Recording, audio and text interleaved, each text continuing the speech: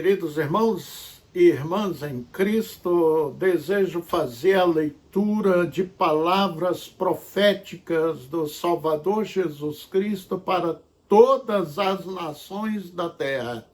Lucas 21, do 5 ao 11.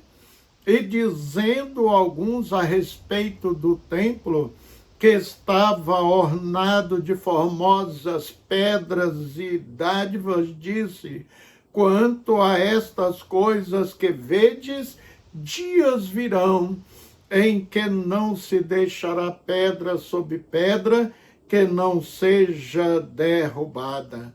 E perguntaram-lhe, dizendo: Mestre, quando serão, pois, essas coisas? E que sinal haverá quando isto estiver para acontecer? Disse então ele: Vede, não vos engane, porque virão muitos em meu nome, dizendo: Sou eu, e o tempo está próximo. Não vades, portanto, após eles. E quando ouvirdes de guerra e de sedições, não vos assusteis, porque é necessário que isso aconteça primeiro, mas o fim não será logo.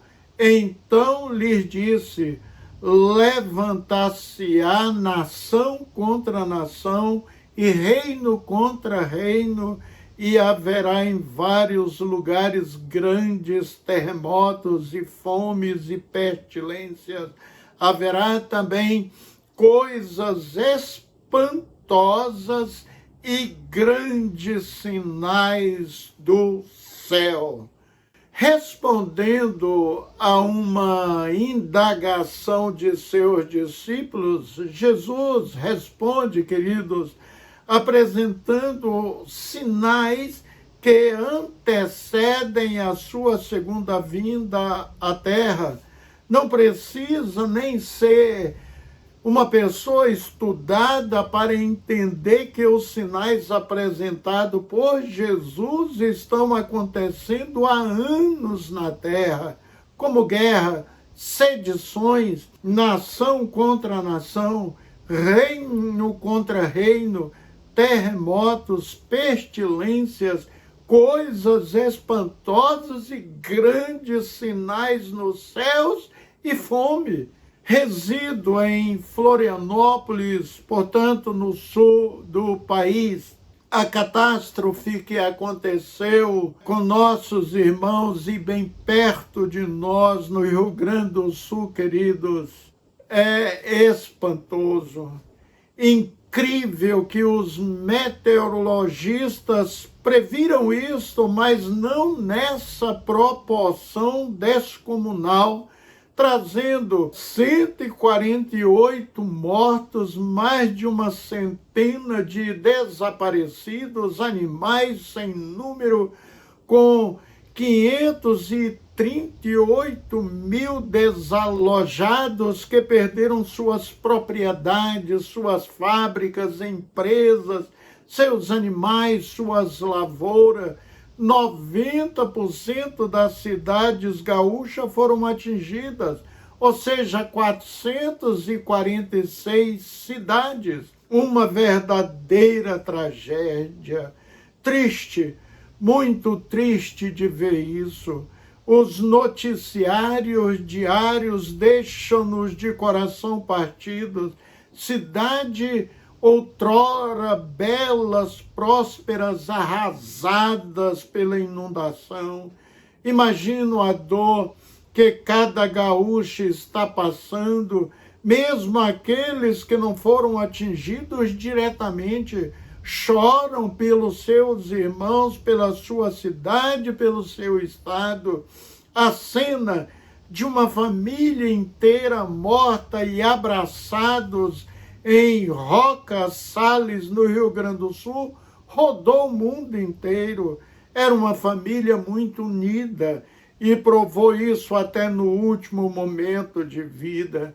Vi também um agricultor dando entrevista, chorando, dizendo que abriu a porta do chiqueiro e deixou seus porcos arriscarem a própria sorte, pois iriam morrer em sua frente. Quem sabe que alguns escapariam, dizendo ele.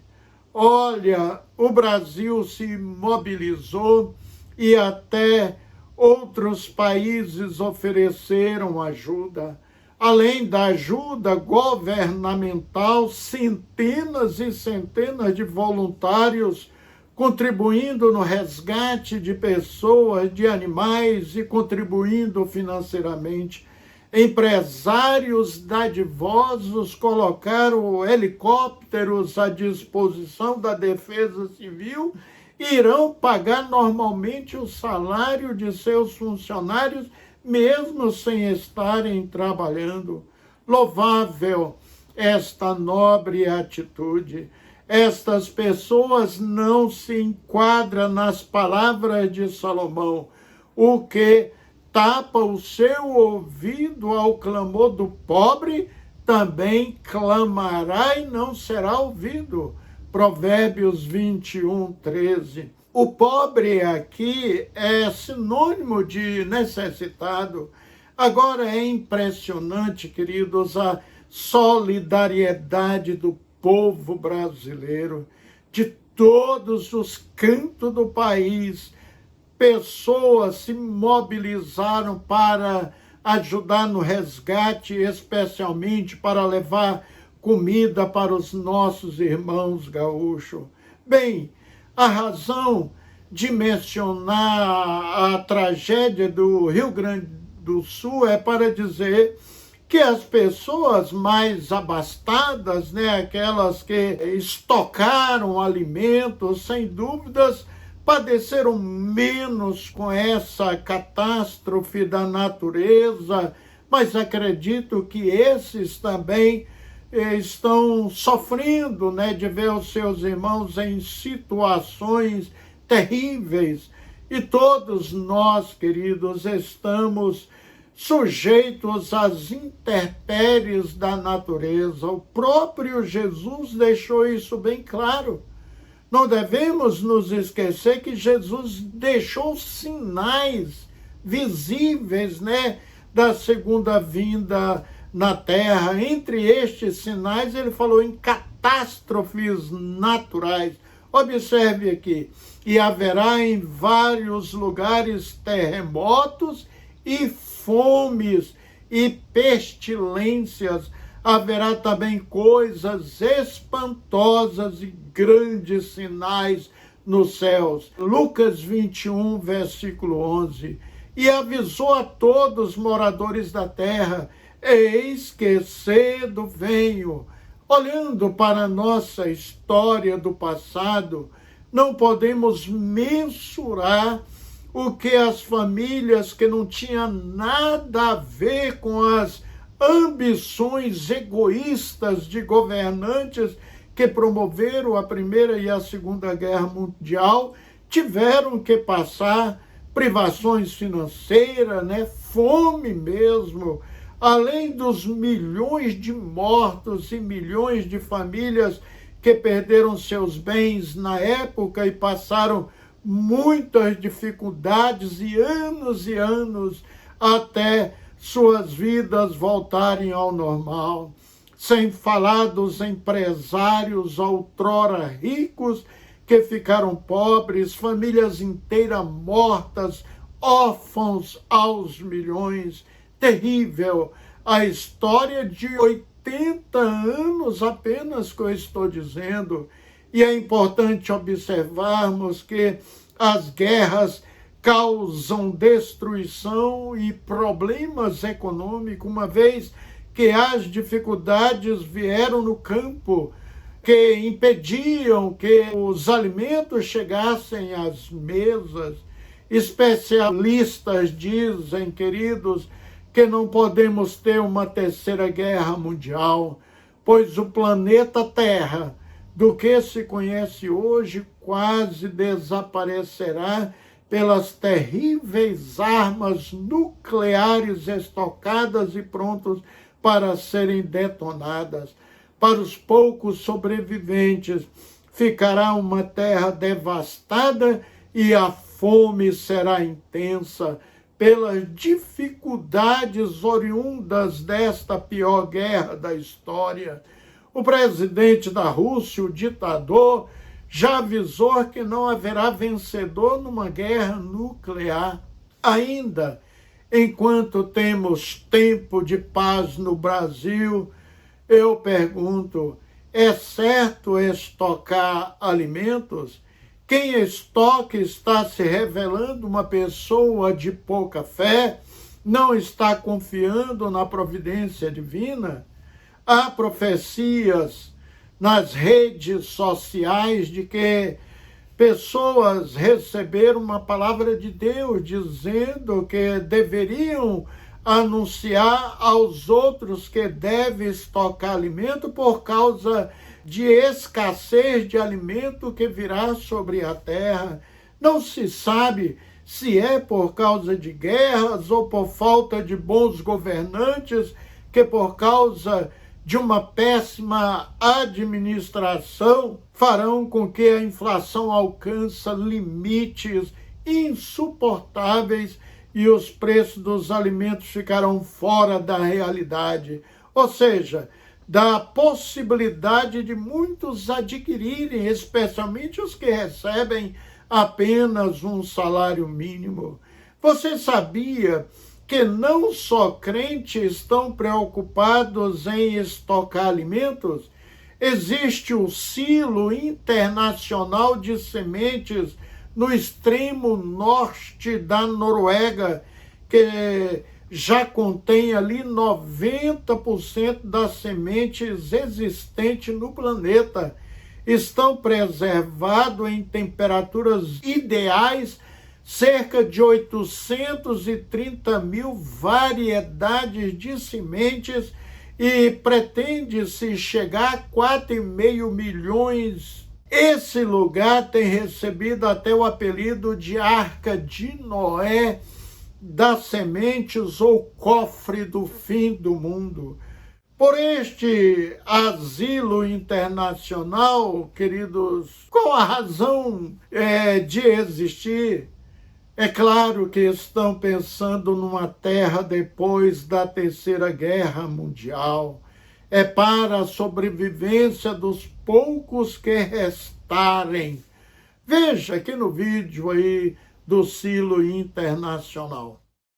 O Silo Internacional ou Global de Sementes de Svalbard é o maior banco de sementes do mundo, construído em 2008. Está localizado no hemisfério norte, em território norueguês. Foi construído numa entrada de uma mina abandonada, onde os noruegueses armazenavam germoplasma e sementes congeladas. O local foi expandido para receber mais amostras, por ser um lugar menos suscetível a possíveis alterações climáticas, causadas por aquecimento global e outras adversidades. Atualmente, há cerca de 1 milhão de amostras de sementes, provenientes de vários países e regiões, armazenadas a menos 18 graus Celsius. É como se fosse uma arca de Noé das plantas.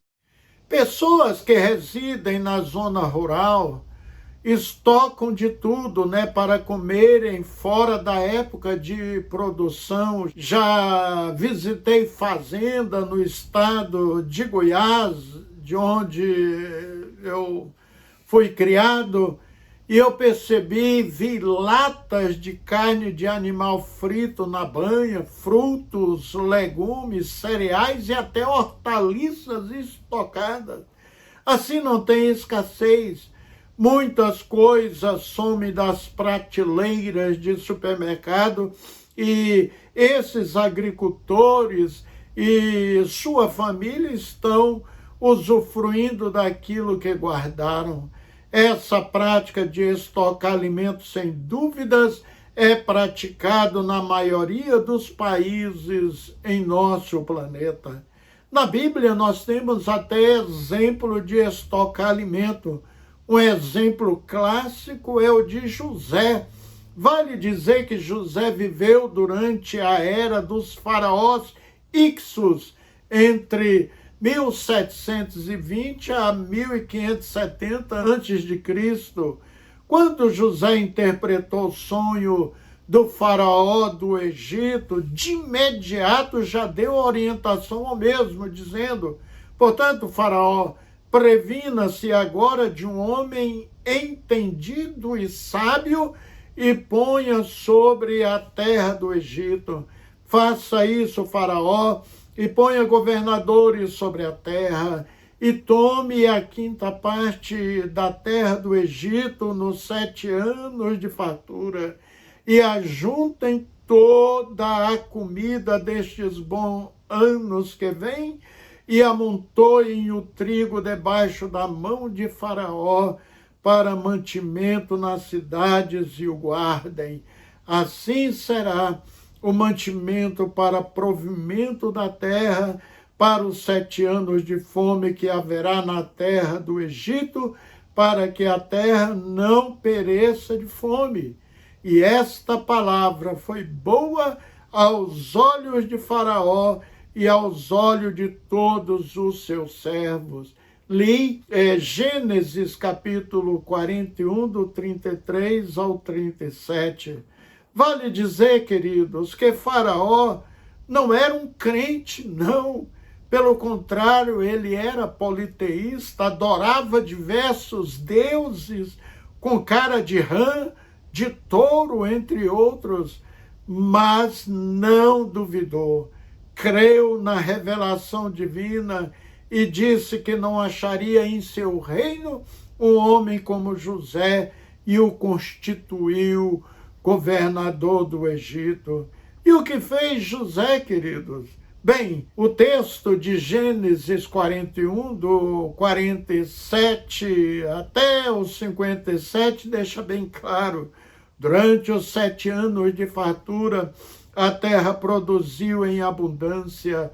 José recolheu todo o mantimento dos 7 anos de fartura no Egito e o armazenou nas cidades. E em cada cidade ele armazenava o mantimento produzido nos campos das redondezas. Assim José estocou grãos como a areia do mar. Tal era a quantidade que ele parou de contabilizar, porque ia além de toda medida. Assim chegaram ao fim os 7 anos de fartura no Egito, e começaram os 7 anos de fome, como José tinha predito. Houve fome em todas as terras, mas em todo o Egito havia alimento. Quando todo o Egito começou a sofrer com a fome, o povo clamou a Faraó por alimento, e este respondeu a todos os egípcios: dirijam-se a José e faça o que ele disser.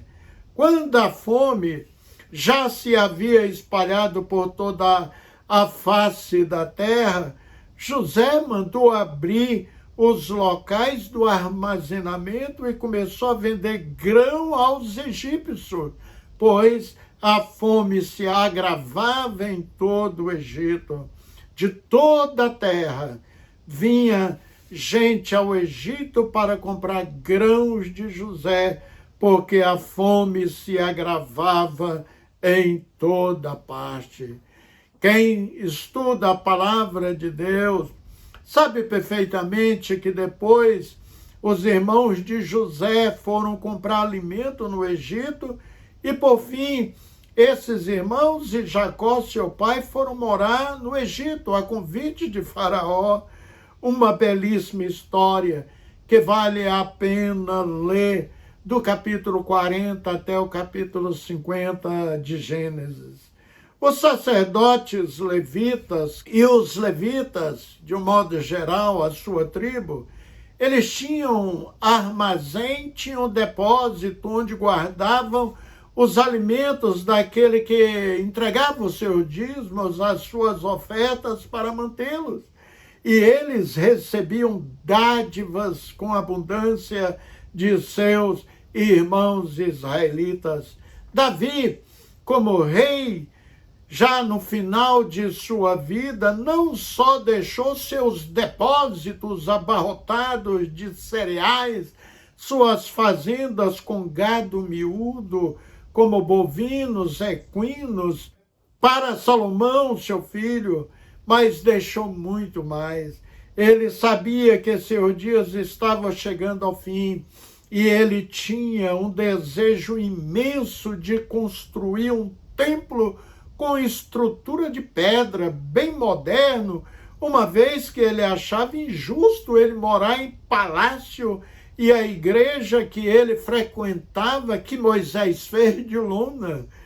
Mas Deus falou que ele havia derramado muito sangue através das guerras e que seu filho Salomão que deveria construir o templo. E o que Davi fez? Bem, ele poderia ter dito, já que não vou construir este templo, meu filho que se vira, né?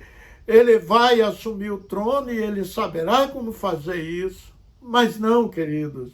Davi, como homem prudente, um homem sábio, além de deixar pronto o projeto, a planta do templo, ele fez pormenorizadamente os preparativos para edificar este templo. Vamos ler 1 Crônicas 22, de 2 a 5?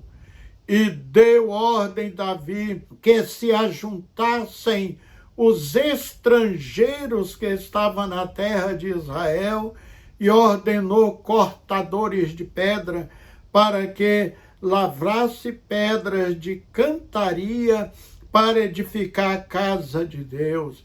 E aparelhou Davi ferro em abundância para os pregos das portas das entradas e para as ajunturas, como também cobre em abundância que não foi pesado, e madeira de cedro sem conta, porque os sidônios e tírios traziam a Davi madeira de cedro em abundância, porque dizia Davi, Salomão, meu filho, ainda é moço e tenro, e a casa que se há de edificar para o Senhor deve ser magnífica em excelência, para nome e glória de todas as terras.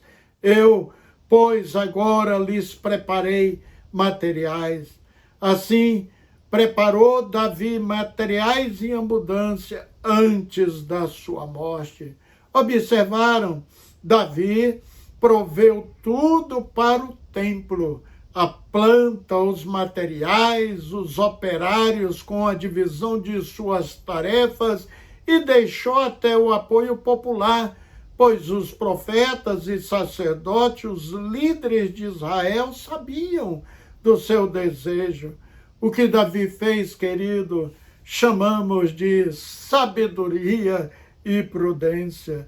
Se Davi estivesse vivendo atualmente em nossos dias, né, muitos crentes radicais, sectaristas, iriam zombar dele e dizer, para que armazenar para o futuro? Deus proverá, não é mesmo?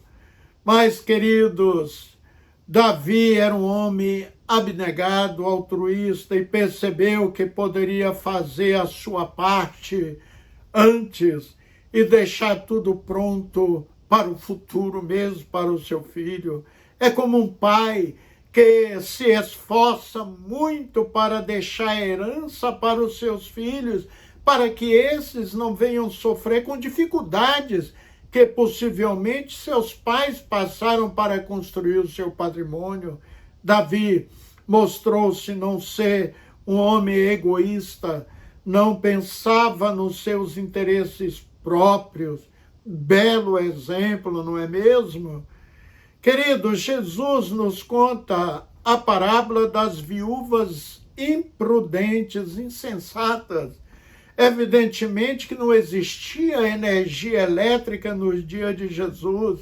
Então, para poder enxergar à noite, usavam-se o azeite, que é o fruto da azeitona, né? Para tudo, como na alimentação, para tratar enfermidade, curar feridas, como cosmético e para colocarem nas lamparinas para trazer luz à noite. Era, portanto, necessário estocar este precioso produto. E as virgens prudentes tinham suas lamparinas acesas e tinham estoque de azeite também. Já as imprudentes e insensatas, como não tinha esse estoque, suas lamparinas apagaram-se e foram atrás das virgens prudentes, e essas negaram dá-las, senão iria faltar para elas também. Jesus deixou claro no seu Sermão da Montanha que não devemos nos preocupar com o dia de amanhã, que nosso Pai Celestial conhece nossas necessidades antes mesmo de pedirmos a Ele, e que Ele fielmente proverá. Depois você lê Mateus capítulo 6, do versículo 25 ao 34. Mas também aqui ele não disse ser errado estocar, armazenar, guardar, o excedente. Em Lucas 9, 3, e também do 10, de 1 ao 4, quando Jesus estava enviando os seus discípulos à sua frente, ele disse que eles não levassem provisões consigo, porque Deus usaria vida, lares para recebê-los, pessoas para o acolhimento. E depois do retorno desta missão, Jesus os lembrou de como nada lhes faltou mesmo. Lucas 22, 35. No entanto, querido, no versículo seguinte, Jesus inverte o seu conselho e diz-lhes que eles levem consigo agora uma bolsa com dinheiro, um alforje e uma espada. Lucas 22, 36. Talvez Jesus sabia que enfrentaria oposição, que não haveriam pessoas dadivosas ali para ajudá-los na hospedagem, na alimentação, que lhe dessem comida mesmo. Uma coisa é certa, meus queridos irmãos: quem não for arrebatado e ficar para a grande tribulação que a Bíblia diz, sem dúvidas, estas pessoas que não obedeceram o Evangelho de Cristo terão agora que se sujeitarem às regras do anticristo, que terá o governo universal. E esses, com certeza, passarão muita fome, escassez de tudo. O apóstolo Paulo fala que nos últimos dias sobrevirão tempos trabalhosos, ou seja, tempos difíceis. Segundo Timóteo 3:1.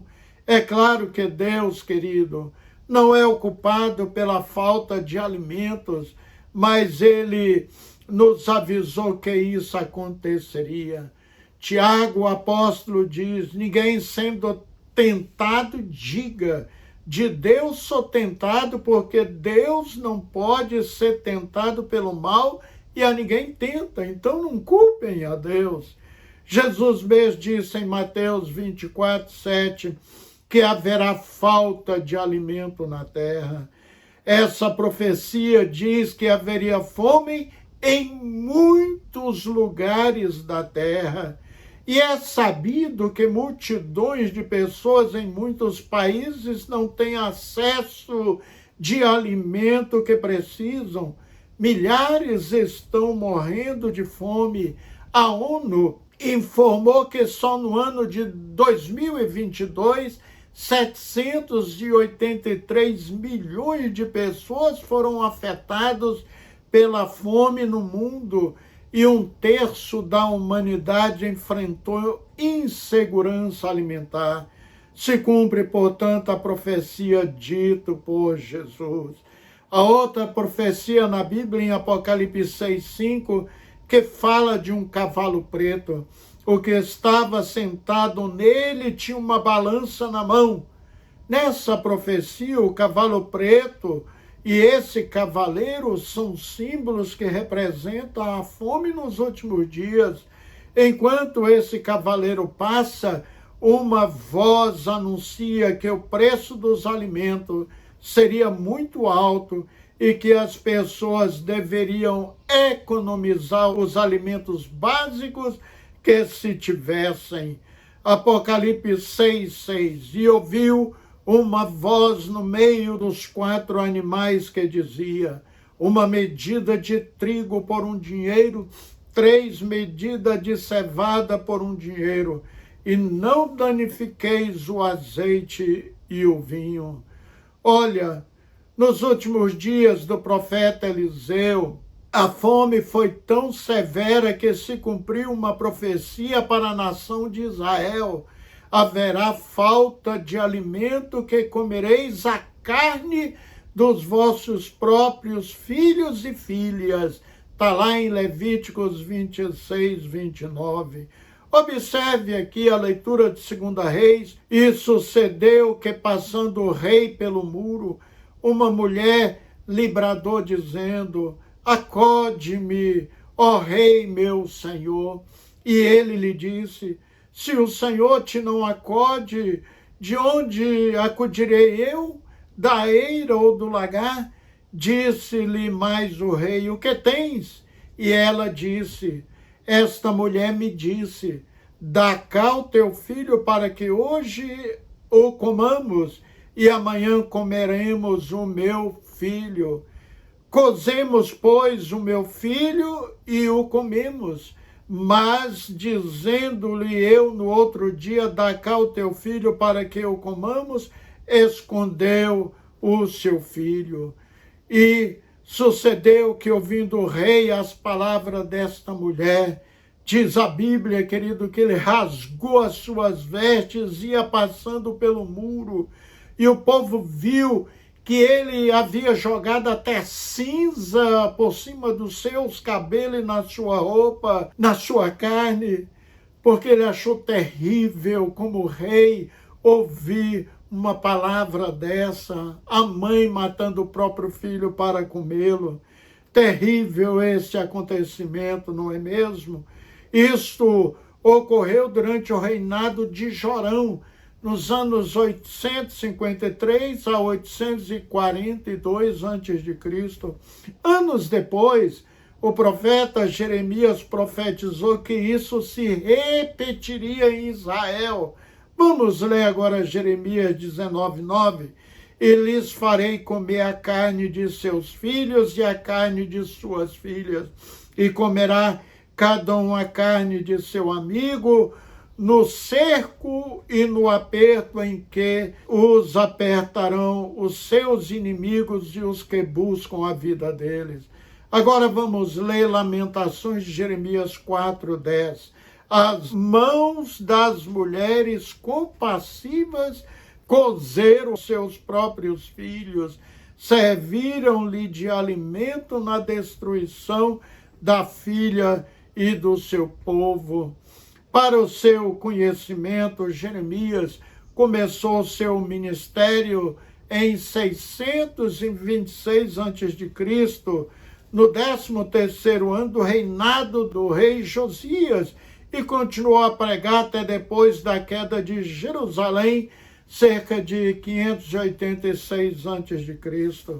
Encerrando, queridos, o apóstolo Paulo ensina: o meu Deus, segundo as riquezas, suprirá todas as vossas necessidades em glória por Cristo Jesus.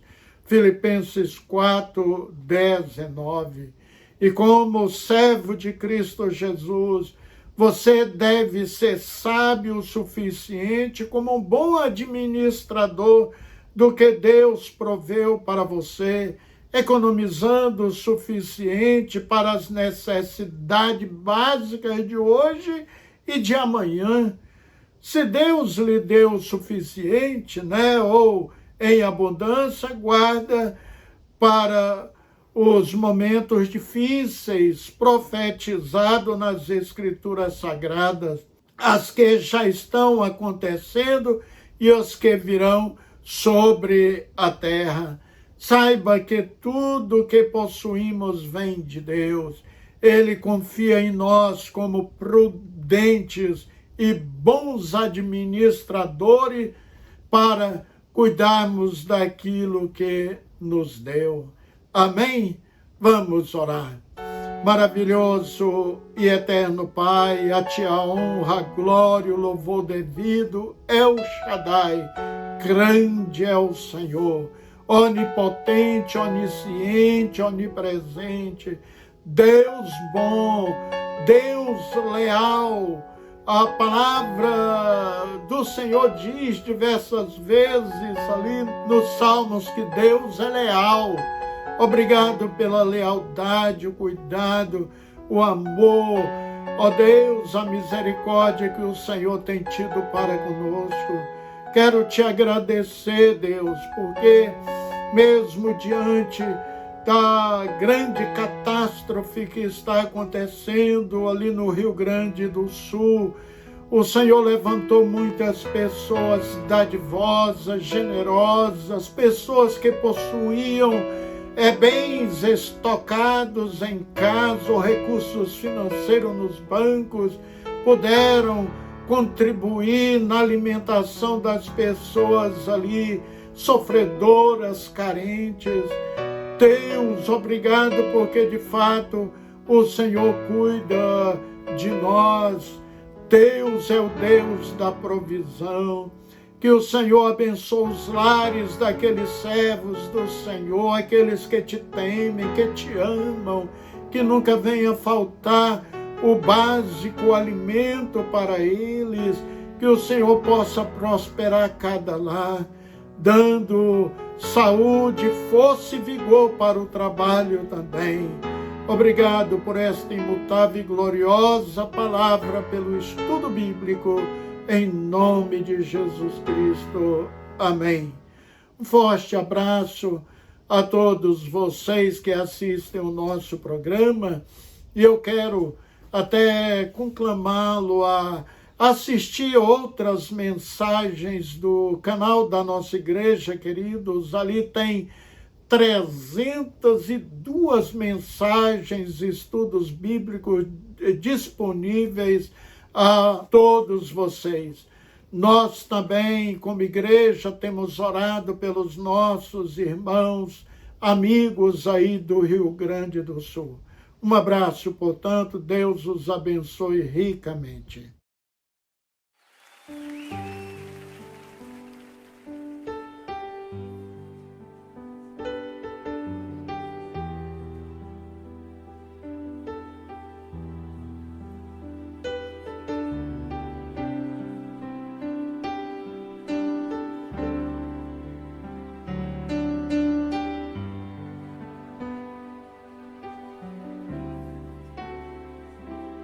Quão grande é o meu Deus, cantarei quão grande é o meu Deus, e todos hão de ver quão grande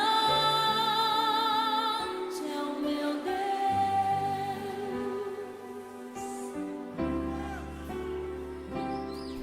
Com esplendor de um rei, em majestade e luz, faz a terra se alegrar, faz a terra se alegrar.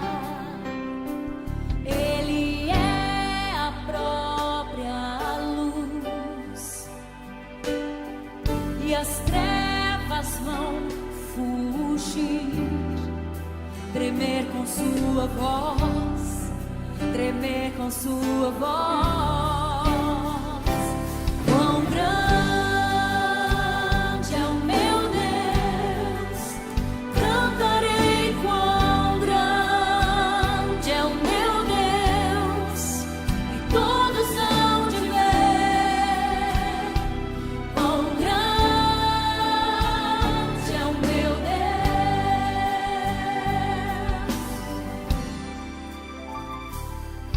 Por gerações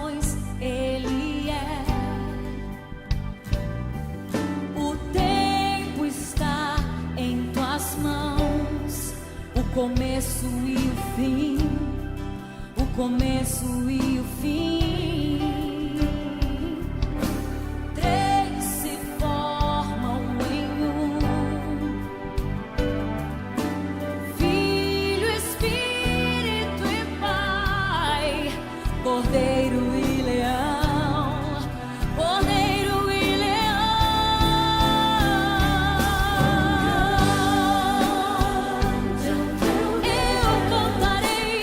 cantarei quão grande é o meu Deus, e todos hão de ver quão grande é o meu Deus.